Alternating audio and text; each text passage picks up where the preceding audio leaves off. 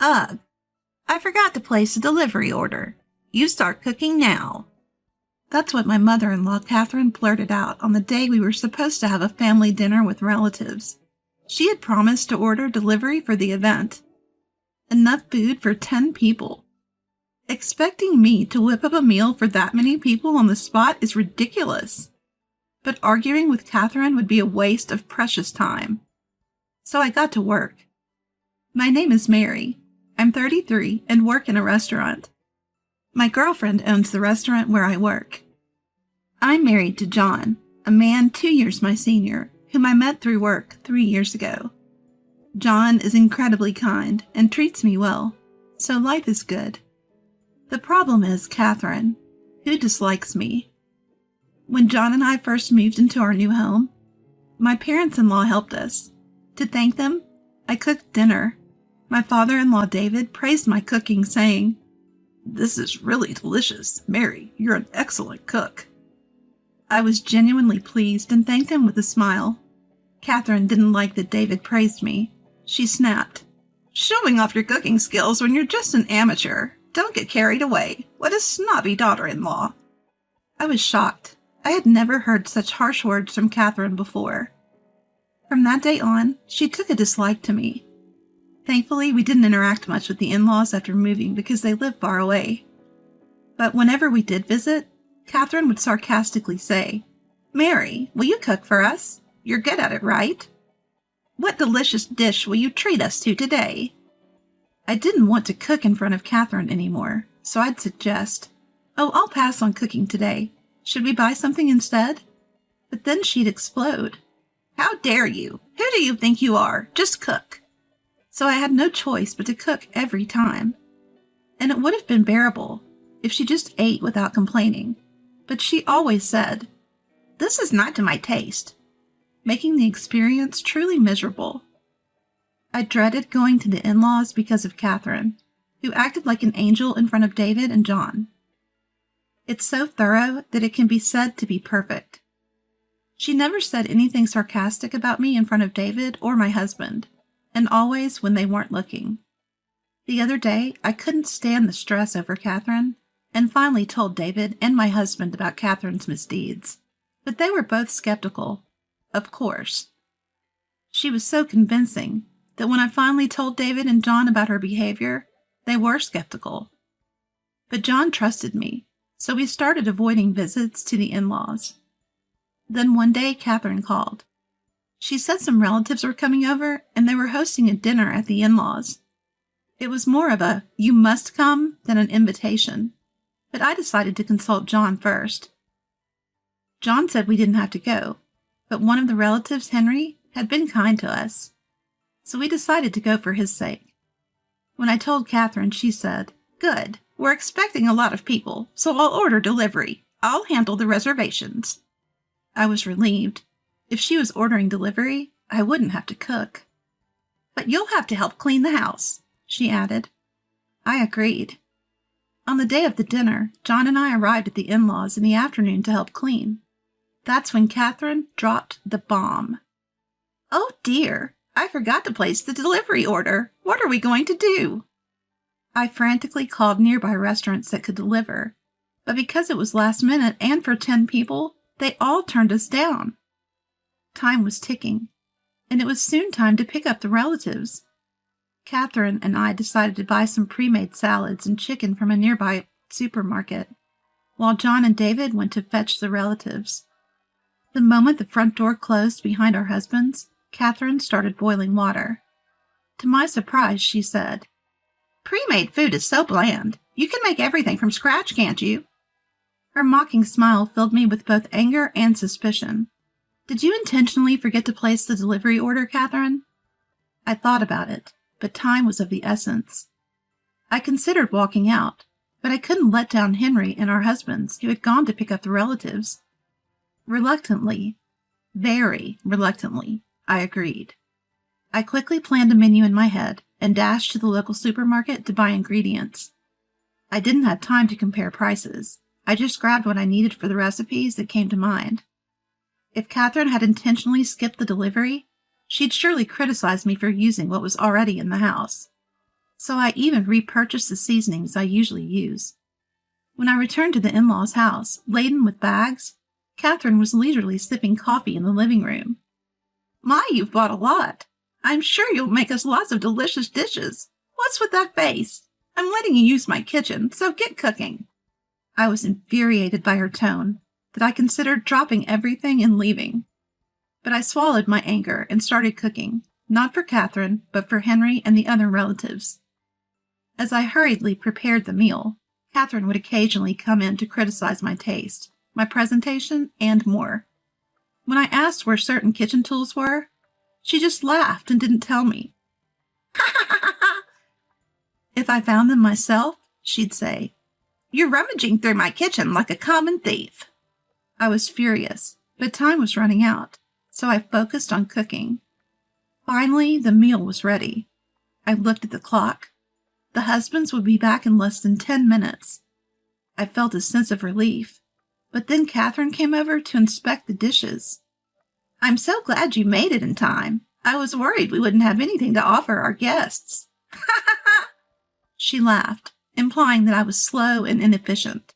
I was about to say, "The whole reason we're in this mess is that you didn't order delivery," when she clapped her hands and looked at me with a smile.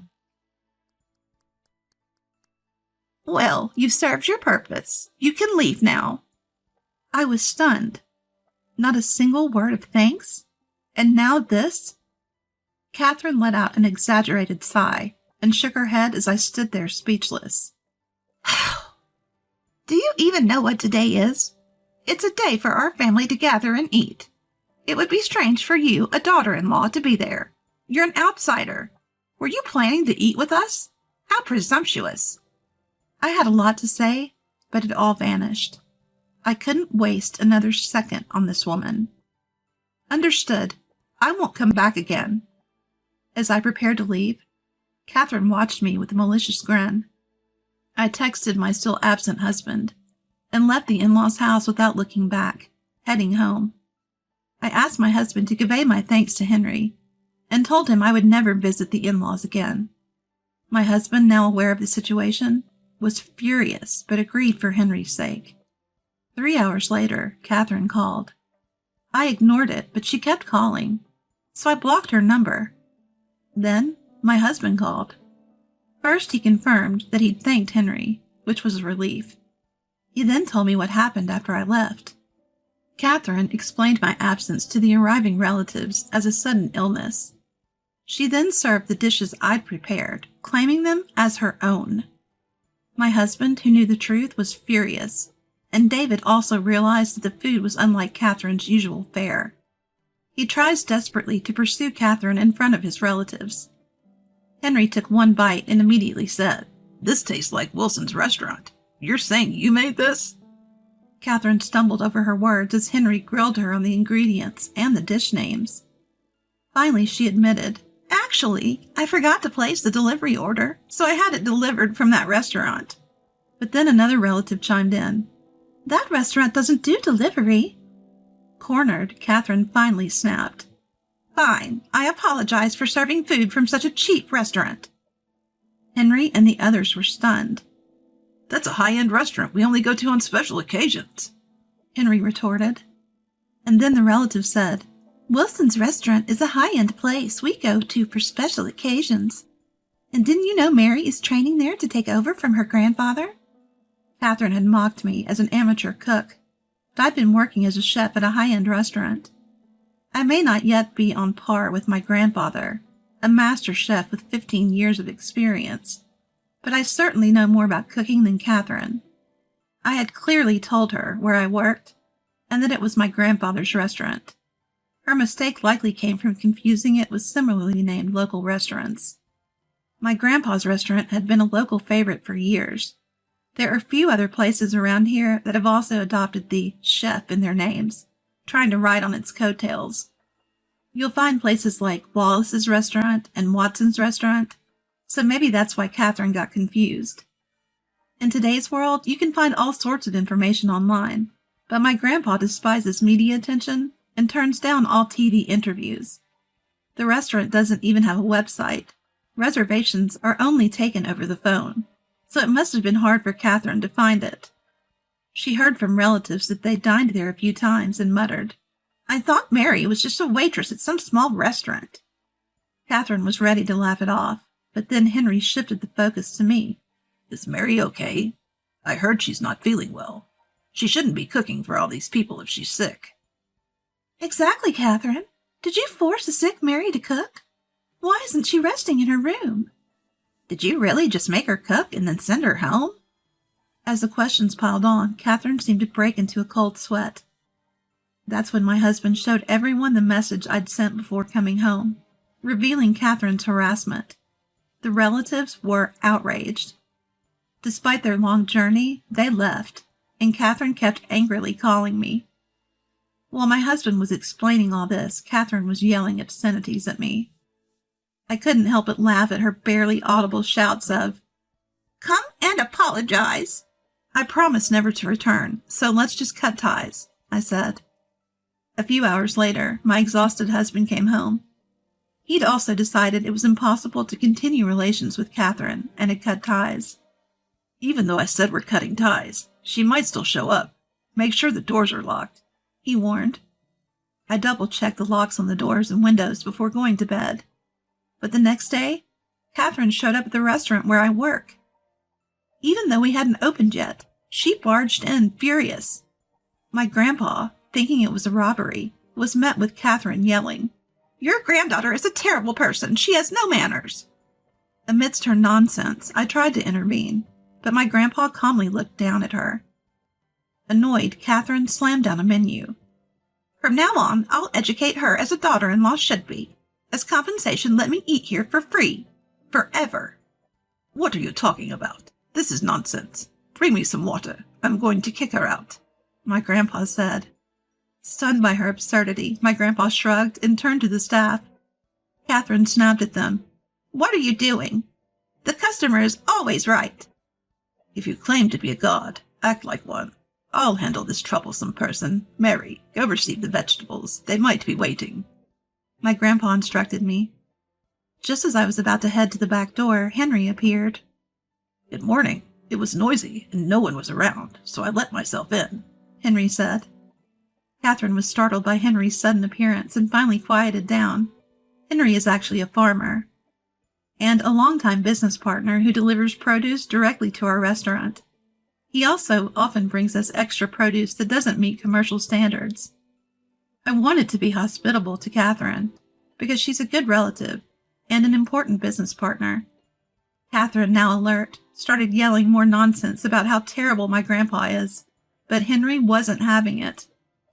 Angry that his friend of many decades was being insulted, he told Catherine, "You'll never get produce from us again," effectively cutting ties. Catherine shrieked insults at Henry and stormed out of the restaurant. Later on, David and Catherine divorced. She showed no signs of remorse and continued to badmouth me, my grandpa, and even Henry. David had reached his limit and kicked her out. After that, Catherine repeatedly tried to force her way into our home, demanding to live with us. But we had good security measures, so she couldn't get in. We ignored her while alerting the authorities. Eventually she left, perhaps due to neighborhood gossip. Once she stayed until the police arrived, but fled when approached by a burly officer. We haven't seen her since. Now she lives in a cheap apartment and works a part-time job to pay rent. She keeps complaining about how miserable she is, making it hard for her to fit in at work. She's struggling with her new job since she's always been a homemaker, and seems to be under a lot of stress. She's barely making ends meet, and has been asking relatives for money, but everyone is ignoring her. All her voicemails and messages go to my husband's phone, which we've set to block her calls. Life has been peaceful since. 6 months later, I found out I was pregnant. Maybe it's because the stress from Catherine is gone. But my husband David and my family are all thrilled and eagerly awaiting the new addition to our family.